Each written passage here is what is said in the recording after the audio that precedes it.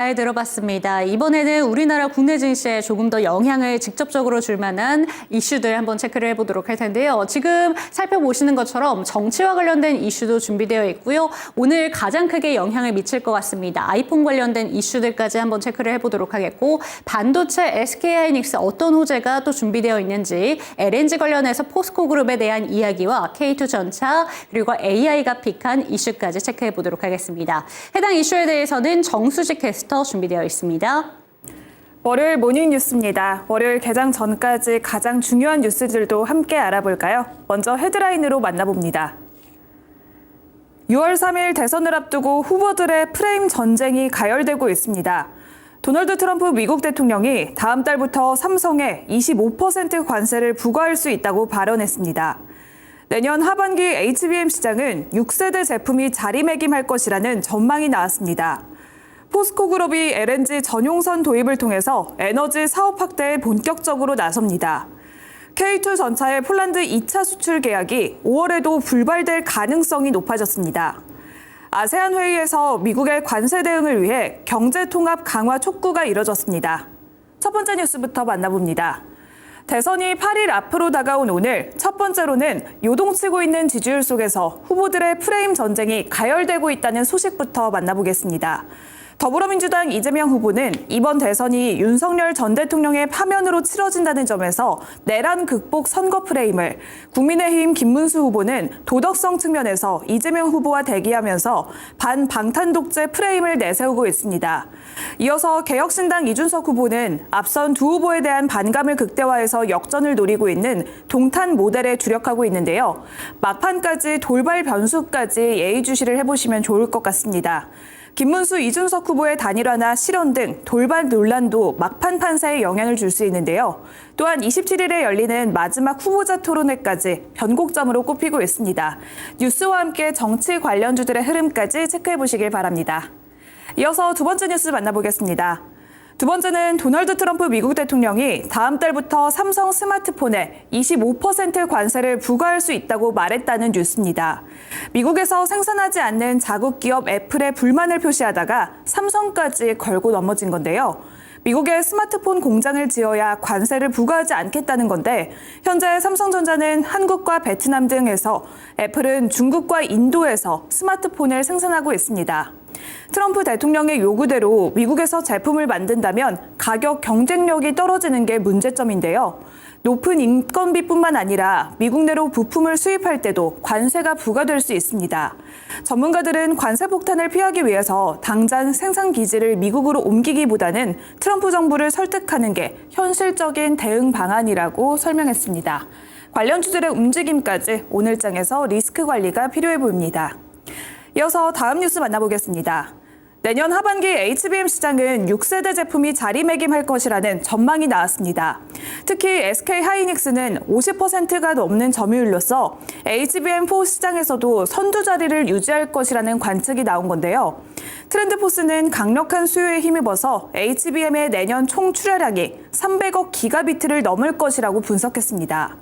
인공지능 서버에 대한 수요가 HBM 기술 개발을 가속화하고 있고, 주요 고객사들이 6세대 HBM4 제품의 로드맵을 적극적으로 추진하고 있다고 분석했습니다.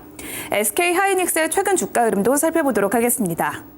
지난 3월에는 업계 최초로 엔비디아 등 주요 고객사들에게 HBM4 샘플을 공급하고 있는 SK하이닉스인데요.